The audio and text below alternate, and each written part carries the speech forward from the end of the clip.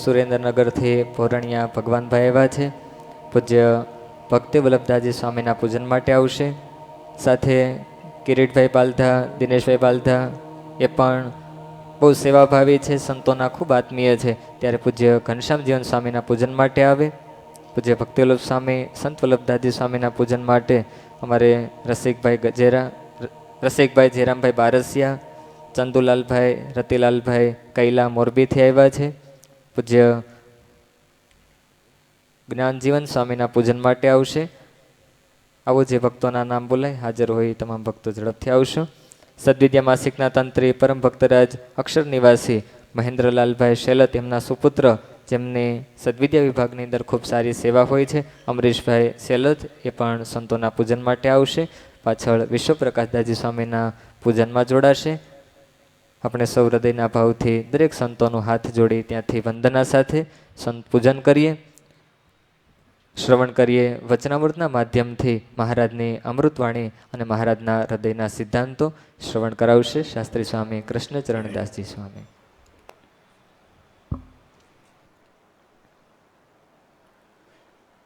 વાણી મંગલરૂપિણી ચ હસિતા યસ્યાસ્તિ વે મંગલમ નેત્રે મંગલદે ચ દુર્વિલસિતમ નૃણાં પરમ મંગલમ વક્त्रं मङ्गलकुचपादचलितां यस्याखिलं मङ्गलं सोऽयं मङ्गलमूर्तिरासु जगदो नित्यं क्रियान्मङ्गलम्. ओम अवतारिणे श्री स्वामिनारायणाय नमो नमः. श्री हरिकृष्णाय नमो नमः. श्री पूर्णपुरुषोत्तमाय नमो नमः.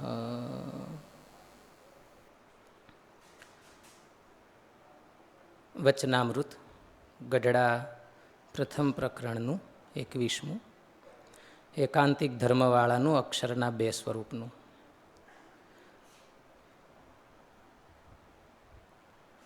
સ્વામિનારાયણ હરે, સ્વામિનારાયણ હરે.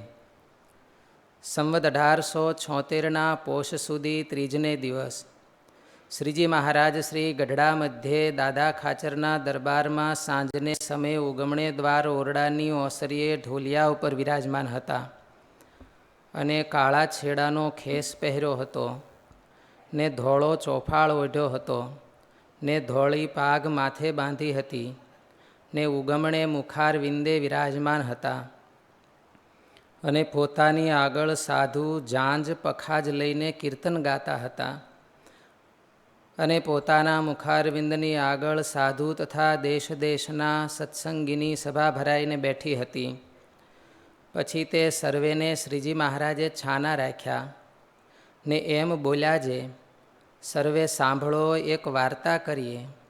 એમ કહીને જાજી વાર સુધી તો નેત્રકમળને મીચીને વિચારી રહ્યા ને પછી બોલ્યા જે હરિભક્તના મનમાં ભગવાનને અતિ પ્રસન્ન કરવાની ઈચ્છા હોય તે ભગવાનને પ્રસન્ન કરવાનો તો એ ઉપાય છે જે પોતપોતાના વર્ણાશ્રમનો જે ધર્મ તેને વિશે અચળ નિષ્ઠા તથા આત્મનિષ્ઠાની અતિશય દ્રઢતા તથા એક ભગવાન વિના બીજા સર્વ પદાર્થને વિશે અરુચિ તથા ભગવાનને વિશે મહાત્મ્ય સહિત એવી નિષ્કામ ભક્તિ, એ 4 સાધને કરીને ભગવાનની અતિશય પ્રસન્નતા થાય છે.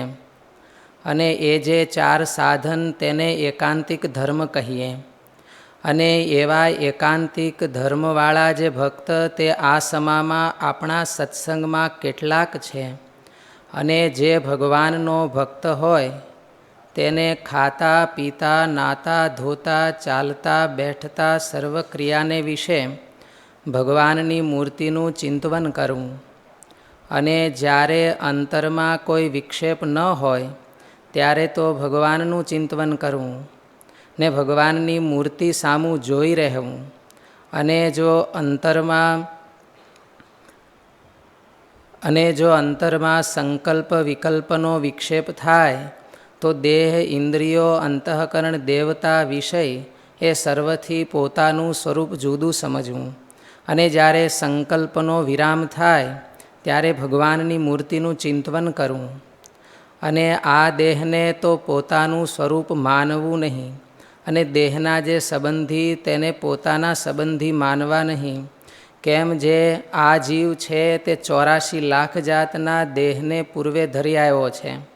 અને જેટલી જગતમાં સ્ત્રીઓ છે તે સર્વને પેટે જન્મ લીધા છે. તથા જગતમાં જેટલી કૂતરીઓ, જેટલી મીનડીઓ, જેટલી વાનરીઓ એ આદિક જે 84ના જીવ છે તે સર્વને પેટે કેટલીક વાર જન્મ ધર્યા છે. અને આ જગતમાં જેટલી જાતની સ્ત્રીઓ છે તેમાં કંઈ એણે સ્ત્રી નથી કરી, સર્વને પોતાની સ્ત્રીઓ કરી છે. તેમજ એ જીવે સ્ત્રીના દેહ ધરીને જગતમાં જેટલી જાતના પુરુષ છે તે સર્વને પોતાના ધણી કર્યા છે.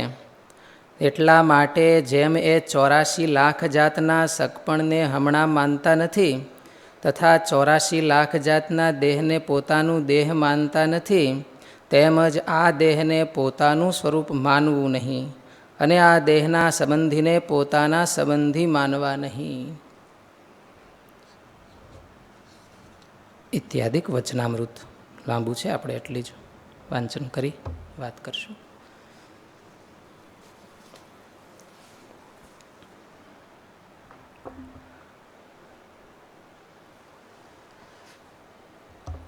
આ વચનામૃત એકાંતિક ધર્મવાળાનું વચનામૃત છે. વચનામૃતની શરૂઆતમાં સંતો જાંજ પખાજ લઈને કીર્તન ગાતા હતા. મહારાજે કીર્તન બંધ રખાવ્યા અને મહારાજ કે વાત કરીએ. વાત કરવાનું કહી અને મહારાજ આંખો મીચીને બેઠા. ઘણી વાર સુધી વિચારી રહ્યા. શાંત મને મહારાજે વિચાર્યું હશે કે આજ કંઈક મહત્વની વાત કરવી છે, સારી વાત કરવી છે. એવી રીતે વિચાર કરીને મહારાજ આ એકાંતિક ધર્મવાળા ભક્તની આમાં વાત કરે છે. ભગવાનની પ્રસન્નતા કેમ થાય એની વાત કરે છે. આપણે છેલ્લા 2 વખતથી વાસના વિશે કથાનું શ્રવણ કર્યું. વચનામૃતના આધારે મહારાજના અભિપ્રાયો સમજવાની કોશિશ કરી. આ એના જ નેક્સ્ટ સ્ટેપમાં એકાંતિકપણાની વાત છે. મહારાજ કે સત્સંગ થયા પછી દુર્લભમાં દુર્લભ શું છે? આવો એક પ્રશ્ન આવે છે. લોયાના 6ઠ્ઠા વચનામૃતમાં કોઈ ભગતને જવાબ ખબર છે કે સત્સંગ થયા પછી દુર્લભમાં દુર્લભ શું છે? એકાંતિકપણું આવવું એ અતિ દુર્લભ છે.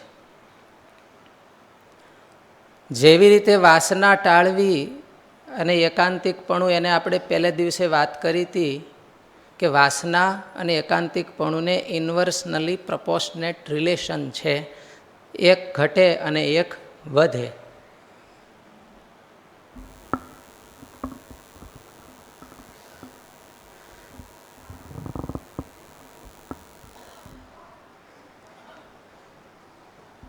અને વચનામૃતમાં મહારાજે ઘણી જગ્યાએ જુદી જુદી જગ્યાએ વાત કરી કે આ વાસના ટાળવી એ સાધન મોટું છે, કઠણ છે, ભારે કામ છે. એવા જ શબ્દો મહારાજે એકાંતિકપણા વિશે પણ વાપર્યા છે. મહારાજ કે એકાંતિકપણું આવવું એ ઘણું દુર્લભ છે.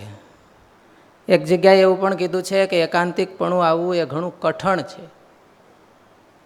એટલે આપણને ખ્યાલ આવે કે આ બેને એકબીજાને સંબંધ છે. નિર્વાસનિકપણું છે એ જ એકાંતિકપણું છે. પરંતુ એ નિર્વાસનિકપણું એટલા માટે કહેવાય છે કે એક વચ્ચે એક પોઈન્ટ છે. એ પોઈન્ટ સુધી પહોંચીએ તો એને નિર્વાસનિકપણું કહેવાય. અને જ્યાં નિર્વાસનિકપણાની ચરમસીમા પહોંચે ત્યાં એકાંતિકપણું છે એ શરૂ થાય. નિર્વાસનિકપણામાં સાધના રહેલી છે, સાધનની મીમાંસા છે. અને એકાંતિકપણું છે એ સાધનોને સાધ્યમાં વિનિયોગ કરવાનો છે. આપણે મહાપૂજામાં વિનિયોગનો સંકલ્પ કરીએ, યજ્ઞોમાં એના વિનિયોગના સંકલ્પ થાય, એ સંકલ્પનો બહુ મહત્ત્વ હોય છે ને, એમ એકાંતિકપણામાં સંકલ્પનો બહુ મહત્ત્વ છે. કાલે આપણે ભક્તોને સંકલ્પ કરવા વિશે વાત કરી હતી કે નિર્વાસનિક થવાનો સંકલ્પ કરવો, દ્રઢપણે કરવો. કર્યો કે નહીં? હે? અને બીજું હોમવર્ક આપ્યું હતું, 2 વચનામૃત વાંચવાના કીધા હતા. વાંચ્યા કોઈ? એક વાંચ્યું હોય તો કમસે કમ એક વાંચ્યું હોય તો હાથ ઊંચો કરો જી. વાહ, સરસ. જે ભક્તોને ભગવાનના માર્ગે ચાલવાની ભૂખ હોય એને જરૂર આ વચનામૃત છે ને એ અમૃત સમાન છે. અમૃત અને ઝેર આ 2 વસ્તુ છે ને. પણ હવે સારું કયું, અમૃત કે ઝેર? અમૃત સારું, પણ અમૃત મળતું નથી. મોટો પ્રોબ્લેમ આ. સારું છે પણ, અને ઝેર અવેલેબલ છે. ઝેર તો મળે છે ને, દવાઓમાં વપરાય છે, અને કોકને પીવું હોય તો કોઈક વાપરે છે. પણ એ કોઈને પીવું નથી, એ ગમતું નથી. અને અમૃત ગમે છે તો એ મળતું નથી. અમૃત કેમ મળે? અમૃત મેળવવું હોય તો કેમ મળે કયો? અમૃત મેળવવાની કથા એક આવે છે ને ભાગવતમાં, બહુ મોટી કથા આવે છે. કઈ કથા છે? સમુદ્ર મંથનની કથા છે. સમુદ્ર રત્નોની ખાણ કહેવાય. એને મથવાથી રત્નોય નીકળે અને અમૃતય નીકળે. આ વચનામૃત ગ્રંથ એવો જ છે. આ વચનામૃત ગ્રંથને મથવાથી રત્નોય મળે અને અમૃતય મળે, એવો આ ગ્રંથ છે. મહારાજ કે નિર્વાસનિકપણું આપણે વાત કરી ને, નિર્વાસનિકપણું એક, અને સ્નોબોલ ઇફેક્ટ કહેવાય છે કે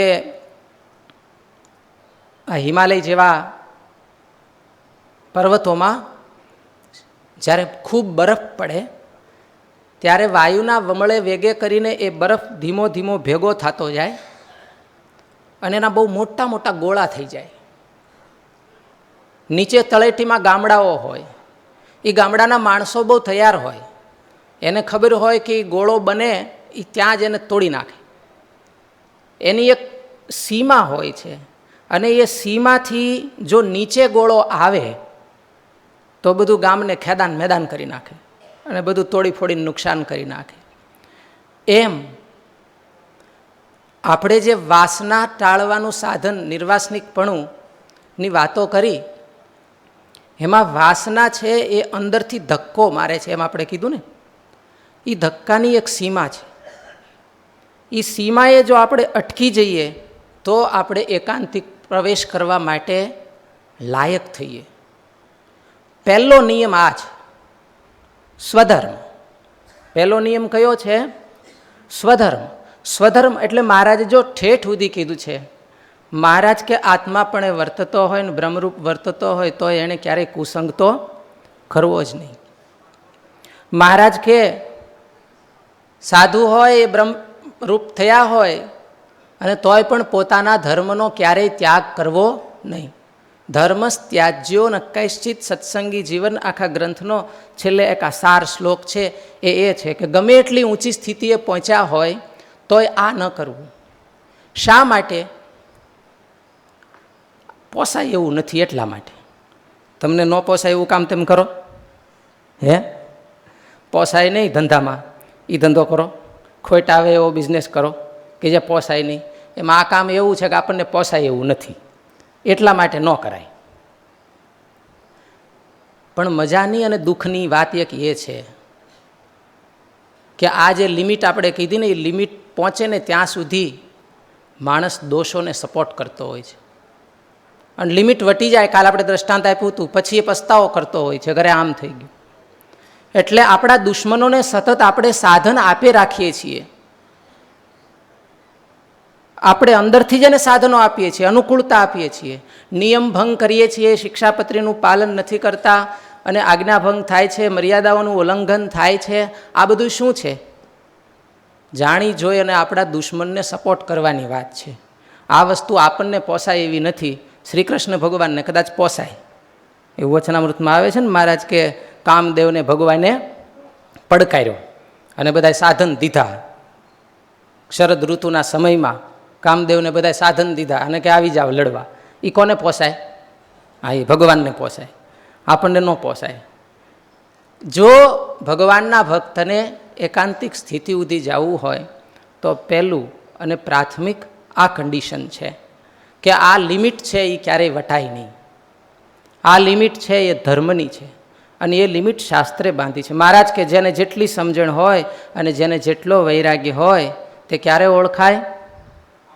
જ્યારે એને આપતકાળ પડે અથવા તો બહુ વિષય ભોગની પ્રાપ્તિ થાય ત્યારે કળાય આવે. જ્યારે આપણા વિષયમાંથી આપણને રોકે ત્યારે આપણી ભગવાનમાં સ્થિતિ કેવી છે એ કળાય આવે. જ્યારે વિપરીત પરિણામો આવે ત્યારે કળાય આવે કે આને કેવી ભગવાનને વિશે સ્થિતિ થઈ છે. માટે ભગવાનના ભક્તે એકાંતિકપણું પ્રાપ્ત કરવા માટે વચનામૃતમાં મહારાજે જુદી જુદી જગ્યાએ જુદા જુદા ઉપાયો કીધા છે, સાધનો બતાવ્યા છે. સાધન મીમાંસા આપણે થોડીક કરવી છે અને એ સાધનો છે એમાં મુખ્ય, આમાંથી બધાય ભક્તોને આપણે પૂછશું તો લગભગ એને જવાબ ખબર જ હશે. એકાંતિક ધર્મના કયા સાધન છે? મહારાજે એકાંતિકપણું આવે અથવા એકાંતિક ભક્ત કે એકાંતિક સાધુ કોને કીધા છે? એના કયા સાધનો છે? ધર્મ, જ્ઞાન, વૈરાગ્ય ને ભક્તિ. આ 4 સાધન છે. જેમ આપણે કાલે વેગની વાત કરી હતી ને, એ આ સાધનોના વેગની વાત કરી હતી. એમાં જો એકાદા સાધનમાં વેગ લાગી જાય અને એ સાધન ભગવાનના સંબંધે સહિત હોય, ભગવાનના મહાત્મ્ય સહિત હોય, કુસંગે રહિત હોય, ભગવાનના ભક્તની સાથે એને અવિરોધ હોય, આવું જે સાધન અને એવું વેગ લાગેલું સાધન છે એ આપણને એકાંતિકપણાની સ્થિતિ પમાડે છે. શાસ્ત્રમાં જીવનું નિરૂપણ આવે છે. 3 પ્રકારના જીવ છે આ જગતમાં નહીં, સમગ્ર બ્રહ્માંડોમાં નહીં, પણ મૂળ તત્વે કરીને ભગવાનના ધામમાં હોય એ બધાય સહિત, બદ્ધ, મુક્ત અને નિત્ય. આમ 3 પ્રકારના જીવ કહેવાય છે. બદ્ધ જીવ કોણ છે? આપણે બધાય આ લોકમાં રહેનારા, સમગ્ર બ્રહ્માંડોમાં રહેનારા. મુક્ત જીવો કોણ છે? ભગવાનના ધામમાં ગયેલા, પહેલાં હતા આ લોકમાં પણ પછી ભગવાનના ધામમાં પહોંચ્યા છે. અને નિત્ય જીવો કોણ છે? કે જે હંમેશા ભગવાનના ધામમાં જ રહે છે. જ્યારે ભગવાનની ઈચ્છા હોય તો જ્યારે ભગવાન અવતાર લઈને આવે ત્યારે એ મુક્તોને ક્યારેક ભગવાન પોતે સાથે લઈ આવે એની લીલા માટે. બાકી હંમેશા એ જીવો છે એ ભગવાનની સાથે હંમેશા રહે છે, એટલે એને નિત્ય જીવો કહેવામાં આવે છે. મુક્ત થઈ ગયા એનો તો કોઈ આપણને પ્રશ્ન નથી, નિત્ય જીવો ત્યાં છે. બદ્ધ જીવો જે છે એમાં આપણે બધાય છીએ. એમાંય 2 પ્રકારના છે, એક છે બુભુક્ષુ અને એક છે મુમુક્ષુ. બુભુક્ષુ કોણ છે? જે જગતના જીવ છે, જેને મોક્ષની ઈચ્છા નથી. અને મુમુક્ષુ કોણ છે? જે મોક્ષને ઈચ્છે છે, જે ભગવાનના માર્ગે ચાલવા ઈચ્છે છે, આલોકના દુઃખથી, વિષયથી મુક્તિ પામવા ઈચ્છે છે અને ભગવાનમાં અખંડ જોડાવા માટે ઈચ્છે છે. એવા જે જીવો છે એ બધાય મુમુક્ષુ કહેવાય. મુમુક્ષુ 2 પ્રકારના છે. આપણે મુમુક્ષુ છીએ ને, એટલે 2 પ્રકારના. કયા કયા? એક સકામ અને એક નિષ્કામ. આ મહારાજે વાત કરેલી છે, ઓલી શાસ્ત્રમાં વાત છે. શાસ્ત્રમાં થોડા શબ્દ જુદા છે, મહારાજે એને થોડા શબ્દ ફેરવી, પણ વસ્તુ તત્વ એક છે. એક સકામ ભક્ત અને નિષ્કામ ભક્ત. ત્રીજો વિભાગ કરવો હોય તો નિષ્કામમાંથી બે વિભાગ કરી શકાય, એક નિષ્કામ ભક્ત અને એક શરણાગત ભક્ત. સકામ ભક્ત કોને કહેવાય? તો જે ભગવાન પાસેથી કંઈક ઈચ્છા રાખે છે. ગીતામાં ભગવાને કીધું, આર્તો જિજ્ઞાસુર અર્થાર્થી જ્ઞાની ચ ભરતર્ષભ. આર્ત, જિજ્ઞાસુ અને અર્થાર્થી, આ ત્રણ ભક્તો છે એ સકામ છે. ભગવાન પાસે કાંઈક ઈચ્છા રાખે છે. આર્ત ભક્ત છે એ શું ઈચ્છા રાખે છે? પોતાના દુઃખના નાશની ઈચ્છા રાખે. અર્થાર્થી ભક્તને કંઈક નવું પ્રાપ્ત કરવું છે. અને જે ભક્ત જિજ્ઞાસુ છે એને કંઈક જાણવાની ઈચ્છા છે, પણ લીન થઈ જવાની ઈચ્છા નથી, પરોવાઈ જવાની ઈચ્છા નથી. આ બધી ઈચ્છા રાખે છે ભગવાન પાસેથી રાખે છે. આપણે ત્યાં ચાર પુરુષાર્થ છે. કયા કયા ચાર પુરુષાર્થ છે? ધર્મ, અર્થ, કામ અને મોક્ષ. એમાં જે ધર્મ, અર્થ અને કામ, આ ત્રણ પુરુષાર્થની જે ઈચ્છા રાખે એને સકામ ભક્ત કહેવાય છે. મહારાજે એને સાલોક્ય, સાષ્ઠી, સામીપ્ય, સારૂપેકત્વમપ્યુત એમ ચાર મુક્તિ પણ ગણાવી છે. એ ચાર પ્રકારની મુક્તિ છે એની જો ઈચ્છા રાખે તો પણ એ સકામ ભક્ત છે. હવે ભગતની પણ આમાં વિશેષતા એ છે કે ભગવાનનો ભગત હોય તો એ ભગવાન પાસેથી જ ઈચ્છા રાખે તો એને શરણાગત કહેવાય. અને પોતાના સાધનાના બળથી ઈચ્છા રાખે તો એને ભગત કહેવાય, એને સકામ ભક્ત કહેવાય. પોતાના સાધનોના બળની ઈચ્છા રાખે અને એનાથી જો એ આ પ્રાપ્ત કરવા ઈચ્છતો હોય તો એ સકામ ભક્ત છે, અને ઓલો નિષ્કામ ભક્ત છે. અને કેવળ ભગવાનની સેવાને ઈચ્છે અને એને બીજું કાંઈ ન જોઈએ એ હકીકત ભક્ત નિષ્કામ છે, પણ એને શરણાગત પણ કહેવાય છે, પૂર્ણ શરણાગત કહેવાય છે. શરણાગતમાં પણ બે પ્રકારના ભક્તો હોય છે, સકામ ભક્ત અને નિષ્કામ ભક્ત. અને સીધી આપણે વાત કરીએ તો એમાં પણ સકામ અને નિષ્કામ ભક્ત હોય છે. પછી જ્યારે એ આ ચાર સાધનોને કરે છે ત્યારે એની સ્થિતિ ધીરે ધીરે ધીરે ઊંચી થતી જાય છે.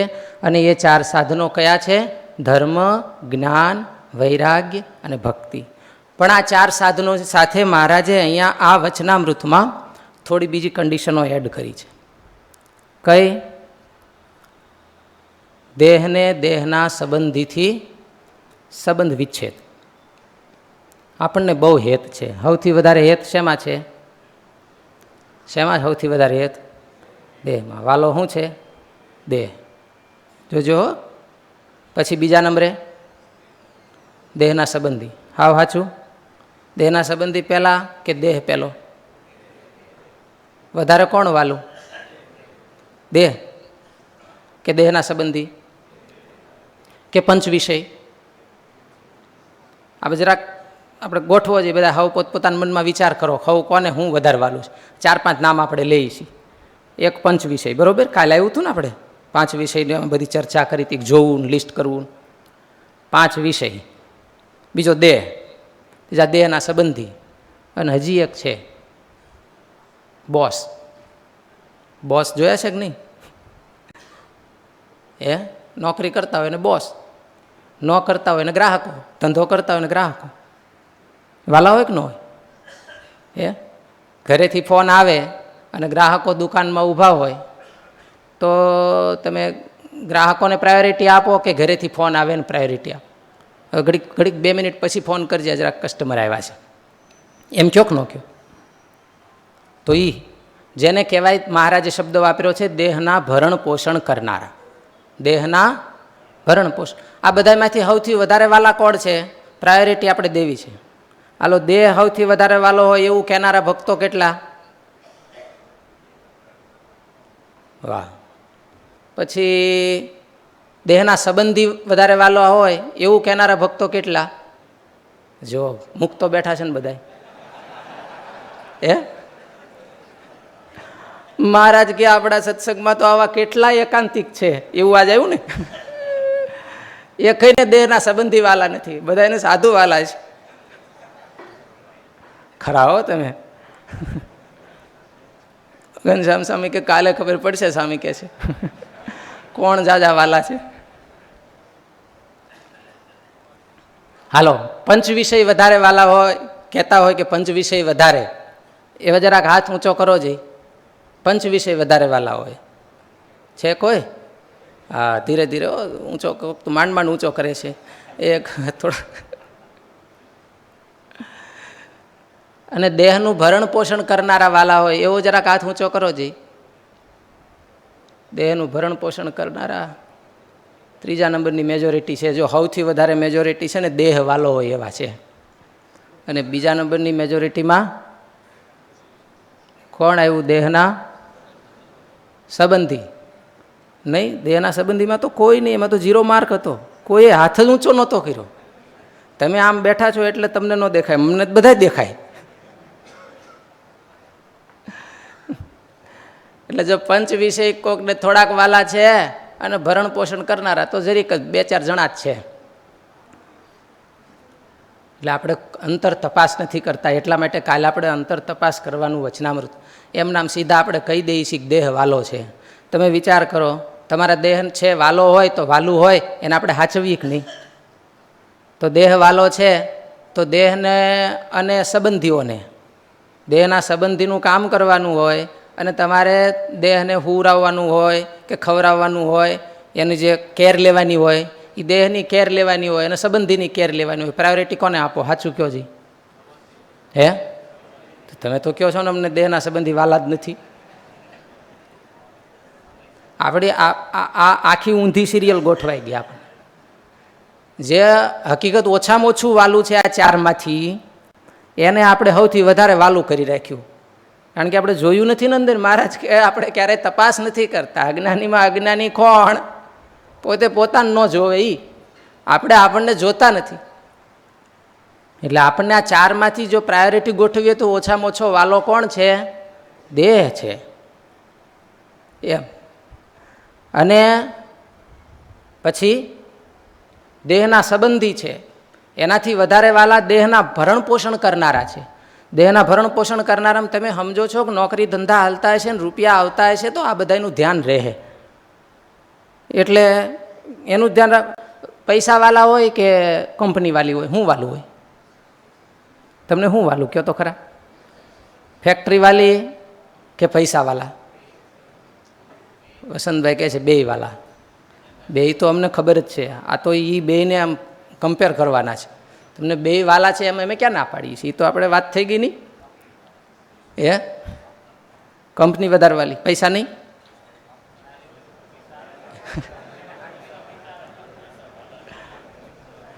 કોણ બેમાંથી વધારવાલું કોણ?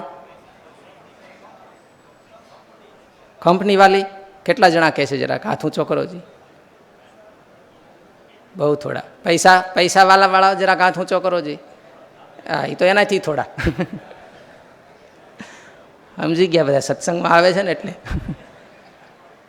ખબર છે કે ફેક્ટરી ચાલુ હશે તો એમાંથી રૂપિયા નીકળશે. એટલે ફેક્ટરીને રૂપિયાને ઘર્ષણ આવે તો રૂપિયાનો ખર્ચો કરી નાખે. પણ પછી ફેક્ટરી ખર્ચો જ કરાવે રાખતી હોય તો પછી શું કરવું જોઈએ? શું કરવું જોઈએ? બંધ નહીં, ફેરવવી જોઈએ. આપણે તો એ વિચારીએ છીએ બંધ કરી દઈએ. નુકસાન કરે તો બંધ નહીં. જ્યારે નુકસાન થતું હોય ત્યારે થોડોક વિચાર કરવો જોઈએ કે કાં કાંઈક આપણા પ્રોડક્શનમાં ખરાબી છે અને કાં આપણા ગ્રાહકો આપણીથી નારાજ છે, એટલે કાંઈક પ્રોડક્શન બદલાવી, નવી કંપની નાખી. આપણું પ્રોડક્શન છે એકાંતિક ધર્મ. ભગવાનના માર્ગે ચાલવું એ આપણું પ્રોડક્શન છે. ભગવાનના ભક્ત સંત અને ભગવાન રાજી થાય એ આપણા પ્રોડક્શનની પ્રોડક્ટ છે. આપણી ફેક્ટરી છે એની પ્રોડક્ટ છે.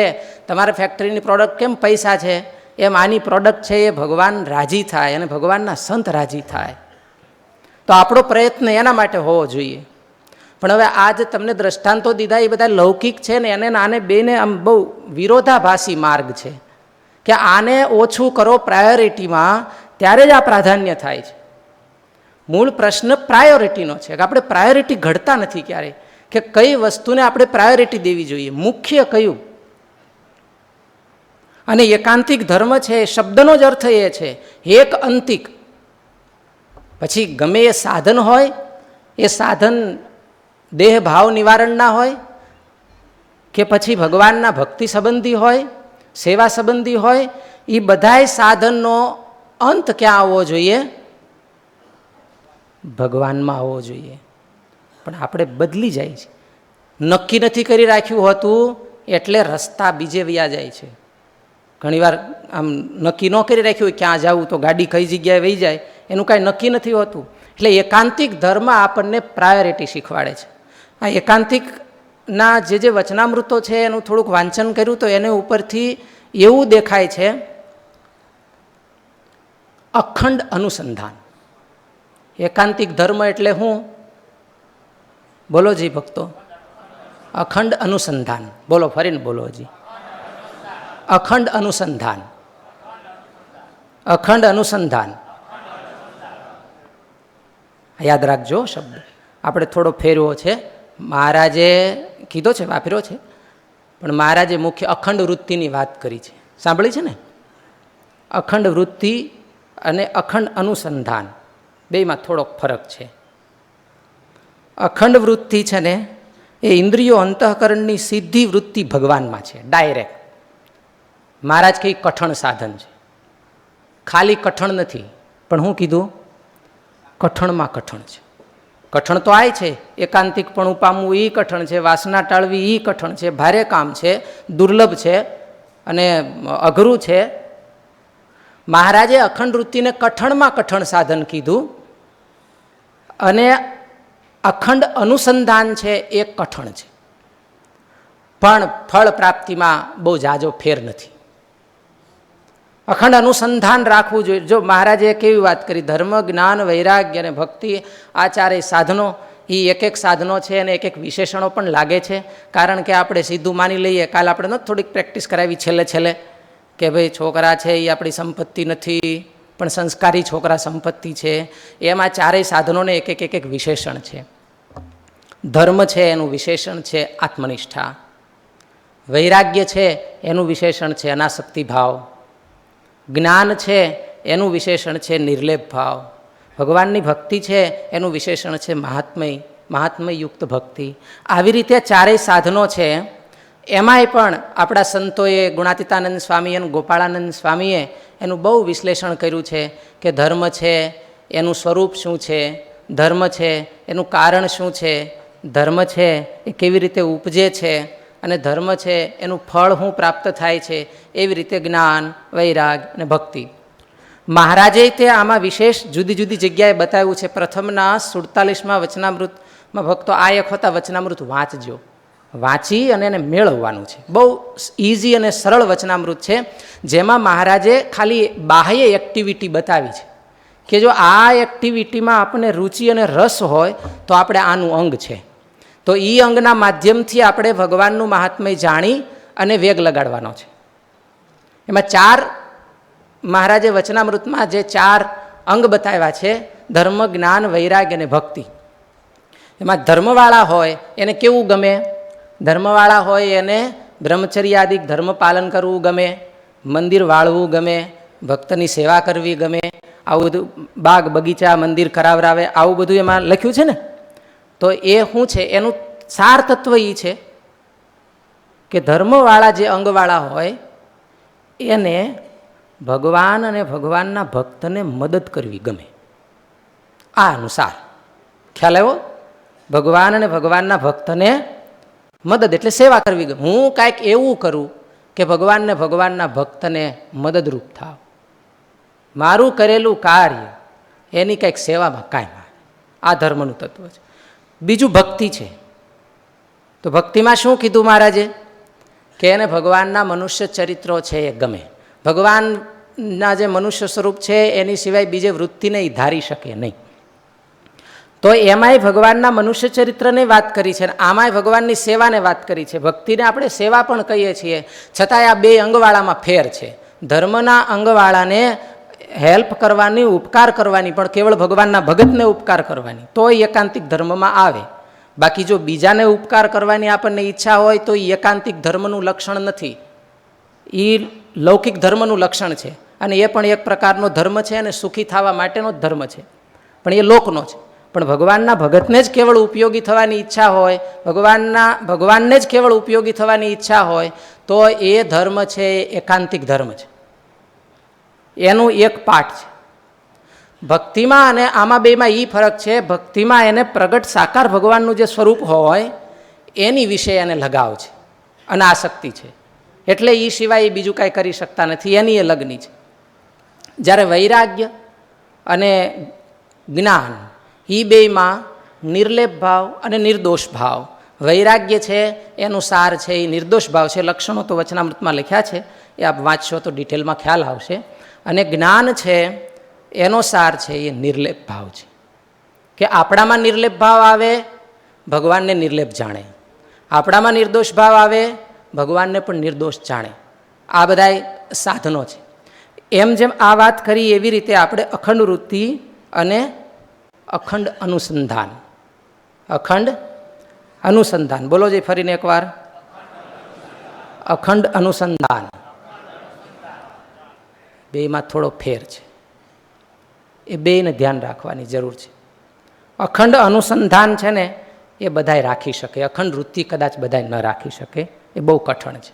પણ જો ભગવાનના ભક્ત ધારે અને સત્સંગનો એવો પ્રતાપ છે કે અખંડ અનુસંધાન રાખી શકે. એક સામાન્ય દ્રષ્ટાંતથી, કાલ્પનિક દ્રષ્ટાંતથી તમને સમજાવું કે તમે કોઈ એક નવો પ્રોજેક્ટ ધંધો ખોલતા હો તો આજે નવા બિઝનેસના બધા સલાહકારો છે એ તમને બતાવે કેવી રીતે તમારે બિઝનેસ કરવો જોઈએ, બરાબર? તો પહેલાં ટાર્ગેટ બાંધો. ટાર્ગેટ બાંધો કે ન બાંધો? આજ નથી અંબાણી ને અદાણીની બધા ટાર્ગેટો બાંધતા ને, મોટા મોટા ધંધા કરે, જો એને નવો એક ધંધો એક્સટેન્ડ કરવો હોય તો એનું ટાર્ગેટ બાંધે કે એટલા મિલિયન રૂપિયા કમાવા છે, કેટલા બિલિયન કમાવા છે, વિદેશમાં હોય તો કે ડોલર કમાવા છે, એ એનો ટાર્ગેટ હોય. પણ એક જોયું, એ ટાર્ગેટ તો એણે એકવાર બાંધ્યો હોય પછી ઘડીએ ને ઘડીએ યાદ કરે રાખે ને, એ કામ શરૂ કરે, માણસો રાખે, પ્રોજેક્ટ બનાવે. તમે આનો ધંધો ફેક્ટરી શરૂ કરો તો ક્યાંથી લાવશું, શું ભાવે મળશે, તપાસ કરો, આ કરો તે કરો, તોય બધે અનુસંધાન કયું હોય? પૈસા કમાવાનું હોય. એ ભૂલાય તો એ સ્મૃતિમાં આવે છે? સ્ક્રીન ઉપર નથી દેખાતું, સ્મૃતિમાં નથી દેખાતું. સ્ક્રીનમાં દેખાય, ડિસ્પ્લે થાય. એ જો યાદ આવે ને આપણે બીજાને વાત કરવા માંડીએ તો એને ડિસ્પ્લે થયું કહેવાય. ડિસ્પ્લે તો થયું ન હોય, સ્ક્રીન ઉપર દેખાણું ન હોય, પણ મનમાં અંતરમાં એની ઊંડી શેડ છે ને એક ધારી હોય, એમાં આટલી ન ફગે. અને જો એ ફગી જાય તો એમાં એ સફળ ન થાય. જો એ ફગી જાય તો એમાં સફળ ન થાય. એમ આપણે મહારાજને રાજી કરવાનો જો એક ધ્યેય રાખ્યો હોય, અખંડ અનુસંધાન. આપણા સંતો કથા વાર્તા ખૂબ કરે છે કે જે કરવું તે ભગવાનને રાજી કરવા કરવું, આજ્ઞામાં રહીને કરવું. આજ્ઞાનો હેતુ આ જ છે. મહારાજ જૂના સંતો છે એ આજ્ઞાનો વેગ લગાડતા હતા, એ કાંઈ એટલું બધું શાસ્ત્રનું એનાલિસિસ નહોતા કરતા. મહારાજ આરે થોડા સંતો હોય એ કરતા હોય, બાકી તો બધા ગામડે ફરતા. એ પછીની પરંપરામાં પણ જૂના સંતોનો આપણે વેશ પરિવેશ અને એનું આવન જાવન ચરિત્રો સાંભળી તો આપણને એમ લાગે બહુ સાદાઈ હતી. ગામડે જઈને ગામના હરિભક્તો બેઠા હોય થોડા, તો એ સાદા હરિભક્તોને શું કહે, સામે અમારે શું કરવું? શિક્ષાપત્રી પ્રમાણે વર્તો. શિક્ષાપત્રી બતાવી દેતા, મહારાજની આજ્ઞા પ્રમાણે વર્તો. એ આજ્ઞાનો એક વેગ છે. એમાં શું જોવામાં આવતું હતું? મહારાજે શું કીધું એ જોવામાં આવતું. હું કરી છીએ એનું કોઈ એનાલિસિસ કરતા નહીં. એને બધાને આજ્ઞા પાળવામાં અનુસંધાન મહારાજનું હતું કે મહારાજે શિક્ષાપત્રીમાં આમ લખ્યું છે એટલા માટે મારે આમ કરવું. અને એ અત્યારને આપણી જેમ કોમ્પ્રોમાઇઝ કરી લે આમથી આમ સેટિંગ કરીને, એવું એ નહોતા કરતા. એને એક આજ્ઞાનો વેગ હતો અને આખી જિંદગી અનુસંધાન.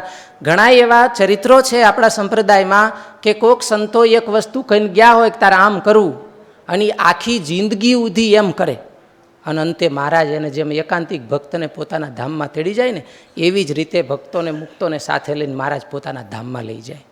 આને કહેવાય આજ્ઞાનો વેગ. અને એ આજ્ઞાનો વેગ છે એ અખંડ અનુસંધાનાત્મક છે. એવી રીતે ઉપાસનાનો વેગ છે. આપણે અત્યારે ઉપાસનામાં સંતો આપણને શીખવાડે છે. ઉપાસના કરવી એટલે શું?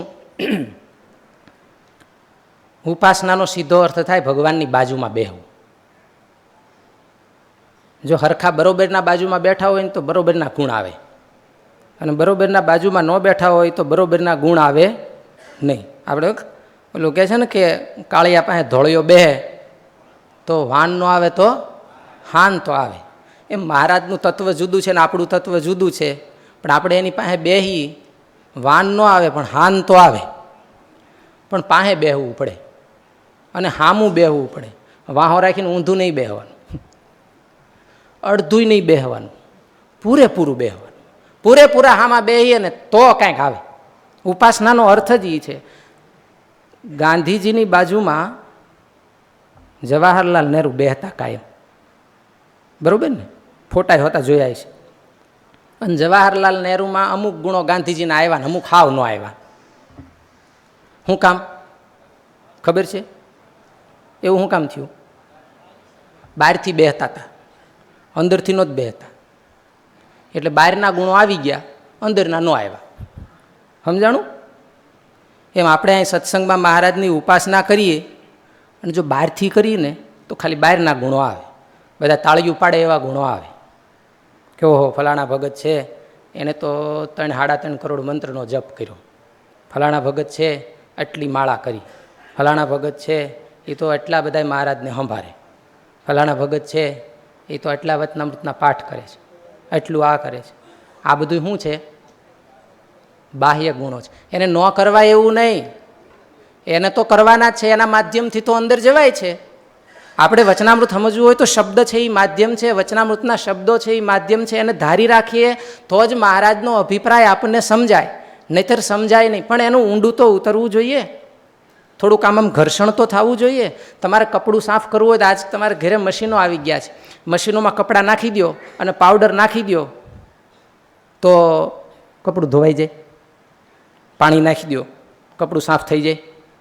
ન થાય. એને સ્વિચ પાડવી પડે અને કપડું થોડું ઘર્ષણ થવું જોઈએ, ગાવું જોઈએ. પહેલાં ધોતા ધોકે મારતા, અત્યારે અંદર એને ઘર્ષણ થાય છે. એમ ભગવાનના જે ગુણો છે, ભગવાનના સ્વરૂપ છે, વિભૂતિ છે, ઐશ્વર્યો છે, એની સાથે જીવને થોડો ગહવો જોઈએ. કોને ગહવો જોઈએ? જીવને. તો આ જૂની જે વાસનાઓ છે એ બધી નિવૃત્ત થાય અને કપડું બરોબર ઉજ્જવળ થાય ને મહારાજને ગમે ને મહારાજ રાજી થાય એવું થાય. ઉપાસનાનો વેગ છે એટલે ઘર્ષણનો વેગ છે કે મહારાજને એટલા બધા સંભાળવા, એટલા બધા સંભાળવા, એટલા બધા સંભાળવા કે બીજું કાંઈ યાદ ન આવે. આજ પૂજ્ય ભક્તિવલ્લભ સ્વામી સવારે એક દ્રષ્ટાંત આપતા કે અમારા સંતોને એક જ વસ્તુ, દીક્ષા લે ને 6-8 મહિનામાં બધું ફરી જાય. બધું તમે અત્યારે હોય અને ભાઈ હોય ભગત, કોઈ માનો મગનભાઈ છે, સૂતા હોય ને રાઈડ નાખીએ મગનભાઈ, તો મગનભાઈ ઊંઘમાં હોય તો જાગી જાય. આપણે એ વાત સાંભળી છે ને? કારણ કે ઠેઠ કારણ દેહ ઉધી મગનભાઈ એનું નામ છે મારું, એવું ઠેઠ ઉધી મનાઈ ગયું અંદર ઉધી. નકર સૂતા હોય ત્યારે બધું સૂતું હોય, કાંઈ ન જાગતું હોય, ખાલી એક બુદ્ધિ જરીક અમથી જાગતી હોય તો એ પકડી પાડે અને આ આખા તંત્રને અવગત કરાવી દે કે ભાઈ તને ઉઠાડે છે, ઉઠો, બધાને એકારે જાગે. સાધુને દીક્ષા લે ને 6-8 મહિનામાં બધું ફરી જાય, કપડાં ફરી જાય, નામ ફરી જાય, બધું ફરી જાય. જૂનું નામ લઈને તમે કોકને ઉઠાડજો, લ્યો ઉઠે તો કહેજો. સાધુ કોઈક સૂતા હોય એનું જૂનું નામ લઈ અને ઉઠાડજો, ઉઠે તો કહેજો. કેટલા મહિનામાં ફરી ગયું? 6 મહિના, 8 મહિના, વરસ, 2 વરસ. કોઈ ઓછી શ્રદ્ધાવાળા હોય તો વળી 2-4 વરસ હાલે, પણ આ ફરી જાય. ફરે છે એ વાત તો પાકી કે નહીં, ટ્રાન્સફોર્મ થાય છે એ વાત પાકી કે નહીં, ચેન્જ થાય છે એ વાત પાકી. તો આપણે ચેન્જ કરવું જોઈએ. આ જેમ બાહ્ય ચેન્જ કર્યો એટલે અંતરમાં ઘૂસ્યો, એવી જ રીતે આપણે જો બાહ્ય રીતે ભગવાનને સંભાળીએ તો ભગવાનના ગુણો ધીરે ધીરે અંતરમાં ઉતરે. આની સિવાય બીજો રસ્તોય નથી. એક રસ્તો હજી મહારાજે બતાવ્યો છે હોતા, એ રસ્તો તો બહુ સારો છે, સરળ છે. આ તો આપણે જ્યારે સાધનાનો વિચાર કરીએ છીએ ત્યારે, અને ઓલો રસ્તો છે ને એ કૃપાનો રસ્તો છે. આપણે સેવા કરીએ ને રાજી કરીએ, કૃપા થાય, સંતનો સમાગમ કરીએ અને એની પ્રેરણા થાય, સાધુનો સમાગમ થાય તો પછી સાધુ તો વિશ્વાસ આવે એટલે આવા જ ધોકલા મારવાનો હોય, આમ કરે પછી સ્થિતિ આવે છે. સાધુના સંગેથી આવે છે એટલે આમ આવે છે, એનો વિશ્વાસ ને ભરોસો આવે એટલે એ કે એ મનાય એટલે એ પ્રમાણે થાય.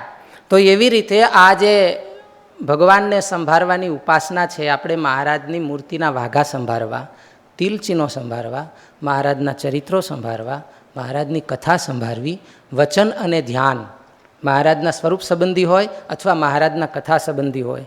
જો આનો વેગ એવો લાગે, એવો વેગ લાગે, એ પણ ભૂલાઈ જાય અને મહારાજની તંતુ છે, મહારાજની લિંક છે, એકધારી થઈ જાય, એવી જો આપણી સ્થિતિ થાય તો એ વેગ છે એ એકાંતિકપણામાં પરિણામ પામે છે. માટે ભગવાન આ વચનામૃતમાં મહારાજે એકાંતિકના ધર્મ કીધા છે. એની સાથેની જે કન્ડિશનો છે, દેહને દેહના સંબંધી સાથે જે સંબંધ અંતરથી મનાણો છે એનો વિચ્છેદ કરવો. તમને એમ થાય કે ભાઈ અમારે તો 24 કલાક એમની હારે રહેવું, તો એ કેમ મેળ આવે? મહારાજે કેર લેવાની ના નથી પાડી, એની કેર તો લેવાની, પણ આસક્તિ ન કરવી. મહારાજે એની ના પાડી છે. એમાં અંદરથી નહીં, એમાં શંકર ઉપર હું અને અંદર હું. માણસ ઉપર હોય એ સાચો કે અંદર હોય એ સાચું? અંદર હોય એ સાચું. જો અંદર ભગવાનમાં આપણે જોડાયેલા હશું અને ભગવાનમાં આપણી સ્થિતિ થઈ હશે તો આવી રીતે થાય. છેલ્લે એક વાત કરી દઉં. અખંડ અનુસંધાનની વાત ચાલતી હતી. એ અનુસંધાને આપણે આ સાધન થોડું કઠણ લાગે કે અખંડ મહારાજનું અનુસંધાન કેમ રહે. ઘણીવાર તો કોકને એમ થાય કે મને થશે જ નહીં, આ એવું હોતા થાય. હમણાં આમાં તમે બેઠા છો ને, એમાં પૂછીએ ને કે કોને અખંડ વૃત્તિ રાખવી છે કે અખંડ અનુસંધાન રાખવું છે, લગભગ બધા હાથ ઊંચા કરશે. બધા હાથ ઊંચા કરશે. અને એમ પૂછ્યું હોય કે ભાઈ કોને અખંડ અનુસંધાન રહેશે, કરો જે હાથ ઊંચા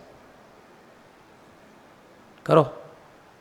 અખંડ અનુસંધાન કોને રહેશે કે અખંડ વૃત્તિ કોને રહેશે? થોડું અઘરું છે, હિંમત નથી હાલતી. ઈચ્છા છે પણ હિંમત નથી હાલતી. શું કામ ખબર છે? અંદર મનમાં એવું મનાઈ ગયું છે કે હું એના માટે પાત્ર નથી. હા, એવું મનાઈ ગયું છે. ઊંડું ઊંડું તપાસ કરજો. આપણને એવું મનાઈ ગયું છે કે હું પાત્ર નથી. પણ શ્રીજી મહારાજ કહે છે નહીં, પાત્ર છો. પાત્ર નથી એવું નહીં, આપણે પાત્ર છીએ. 36મા વચના મધ્ય પ્રકરણના 36મા વચનામૃતમાં અખંડ વૃત્તિના 4 ઉપાય કીધા છે. કોઈ ભગતને યાદ હોય તો કયો.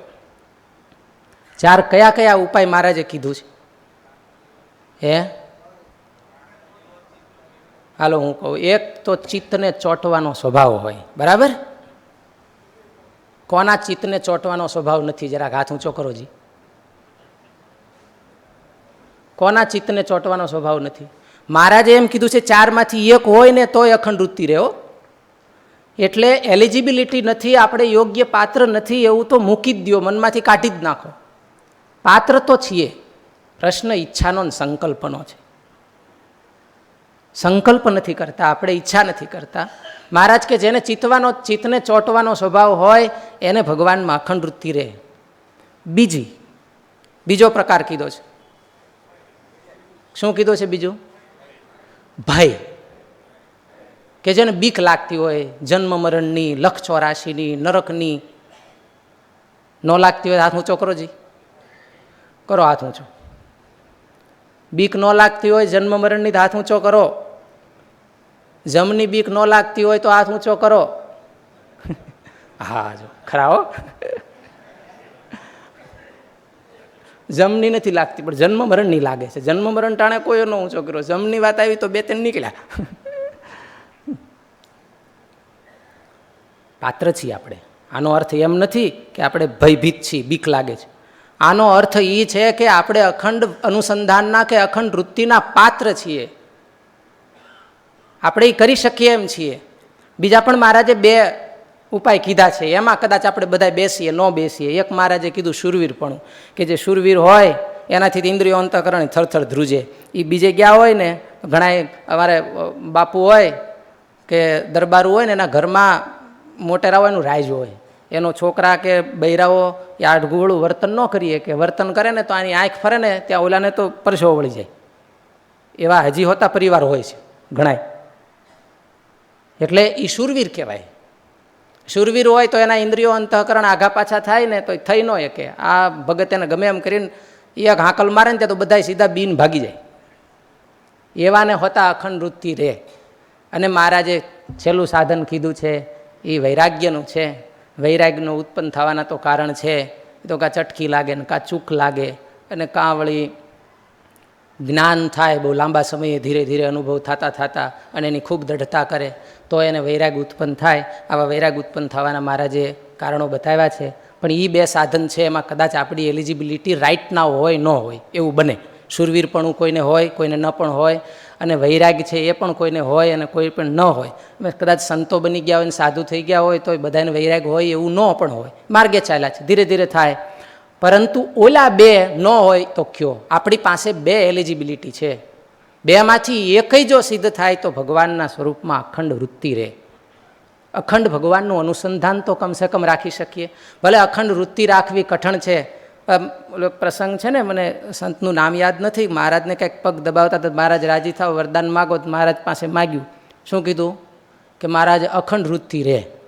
મહારાજ કે એના તો સાધન કરવા પડે, એના તો બીજું કંઈક જોતું હોય તો માગો, આ નહીં, એના તો સાધન કરવા પડે. મહારાજ પગ પાછા ખેંચી લીધા. એટલે એનું સાધન તો કરવા જોઈએ. અને આપણે પાત્ર છીએ એટલે સાધન કરવા. આપણે કાલે વાત કરી હતી, આમાં ઓટો પ્રોડક્શન કાંઈ છે જ નહીં. એની મેળ થઈ જાય એવું કોઈએ માનવું નહીં. જાગ્રત અવસ્થામાં હોશ હવસમાં જાગૃતિમાં નિશ્ચય કરી અને સિદ્ધ કરવાનું છે. ઓટો પ્રોડક્ટમાં થાય એની કાંઈ વાટ જોઈને આપણે બેસાય નહીં. કાર્ય કરવું હોય તો મનુષ્ય જન્મ પૂરો થાય એ પહેલાં કરી નાખવું જોઈએ. મહારાજે એ જ વચનામૃતમાં 5મું એ જ કીધું છે કે ભગવાનની કૃપા થાય તો પણ અખંડ વૃત્તિ રહે. પણ હવે ભગવાનની કૃપા કેદી થાય અને શું થાય એ કાંઈ હાથ વાળીને બે તો થવાનું નથી કાંઈ. એના માટે તે કંઈક કરવાનું તો છે જ. એટલે ભગવાનના ભગત જો અખંડ અનુસંધાન રાખતા શીખે તો એમાં એકાંતિકપણું આવે. એવા એકાંતિક છે એ આપણા સત્સંગમાં મહારાજ કે કેટલાય છે. અને એકાંતિકના મહારાજે વડતાલના 3જા વચનામૃતમાં 2 ભાગ પાડ્યા કે એકાંતિક છે અને પરમ એકાંતિક છે. પરમ એકાંતિકની સ્થિતિ એટલી ઊંચી છે કે આપણને સમજવી થોડી કઠણ પડે છે. મહારાજ એને 2 દ્રષ્ટાંતથી સમજાવ્યા. એક તો વડવાનળ અગ્નિ જેવા અને વીજળીના અગ્નિ જેવા. વડવાનળ અગ્નિ જેવા કોણ છે? પરમ એકાંતિક છે. અને એ સિદ્ધ દશાવાળા છે. મહારાજે એવું કીધું ને, સિદ્ધ દશાવાળા. અને જે વીજળીના અગ્નિ જેવા છે એ સાધન દશાવાળા છે, એ એકાંતિક છે. એટલે ત્યાં સુધી તો આપણે સમજી શકાય સાધન દશામાં. ઓલા તો કોની જેવા છે? આપણે હમણાં કીધું કે એ કૃષ્ણ ભગવાનને પોસાય, શંકરાચાર્યને પોસાય. શંકરાચાર્ય એ સ્થિતિએ પહોંચ્યા હતા. આપણે એનો પ્રસંગ સાંભળ્યો છે કે શંકરાચાર્ય ભિક્ષા માગવા ગયા તો ઓલા કોઈ કંઈક ભાંગ દઈ દીધી તો શંકરાચાર્ય પી ગયા. શિષ્યો બધા વિચાર કરે કે આ વાંધો નહીં, પ્રસાદી હાલે એવી છે, આપણે લીધી હોય તો. આવી બધી વાતો થવા માંડી એટલે બીજે દી શંકરાચાર્ય ઓલું શીશું હતું એ શીશું પી ગયા. કોઈ લુહારની કોઢમાં શીશું નાખ્યું, ફળફળતું દી પી ગયા. પછી શિષ્યોને થયું કે આ ધંધો ન કરાય એકય બેમાંથી. એટલે એ સ્થિતિ એવી છે પરમ એકાંતિકની કે એના સંસર્ગમાં જે આવે ને એ બધા બદલી જાય છે. એને દેશકાળ લાગતા નથી, કોઈ પણ ભોગે નથી લાગતા, એને કુસંગય અડતો નથી. એ ભગવાન જેવી સ્થિતિવાળા છે. ભગવાન નેક્સ્ટ ટુ ગોડ, કે એ જ્યાં ધુબાકો મારે અને જ્યાં પડે ત્યાં કળયુગ હોય તો સતયુગ કરી નાખે. અને એવા પુરુષ જ્યાં હોય ત્યાં કેટલાયને મુક્ત કરી નાખે, કેટલાયને સ્થિતિવાળા બનાવી દે. એ તો પરમ એકાંતિકની સ્થિતિ છે. કદાચ આપણી સમજમાં એ ના આવે પણ આ તો આવે એવી છે કે વીજળી ભેગા રહી અને પાણીનો સ્પર્શ ન થવા દેવો, વાદળા ભેગા રહી અને પાણીનો સ્પર્શ ન થવા દેવો, એનાથી ઓલાવવું નહીં. એટલે કે દેશ કાળાદિકથી ક્યારેય આઘાત ન પામવો, એનાથી ક્યારેય વિઘાત ન થવું, ડેમેજ ન થવું. એટલી સાધના તો આપણે આટલા સાધનો છે એને દ્રઢ કરીને કરી શકાય. મહારાજે વચનામૃતમાં ખૂબ સુંદર રીતે આપણને સમજાવ્યું છે. વચનામૃત છે ઘણાય છે એકાંતિક ધર્મવાળાના વચનામૃત, અને મહિમા પણ ખૂબ કીધો છે મહારાજે એકાંતિકપણાનો. આપણે આશા રાખીએ થોડો આનો અભ્યાસ કરીએ, સ્ટડી કરીએ અને એકાંતિક ધર્મમાં આગળ વધીએ, ભગવાનના એકાંતિક ભક્ત થઈએ એવો મહારાજના શ્રીચરણોમાં અને સર્વે વડીલ સંતોના ચરણોમાં પ્રાર્થનાની સાથે સહજાનંદ સ્વામી મહારાજ.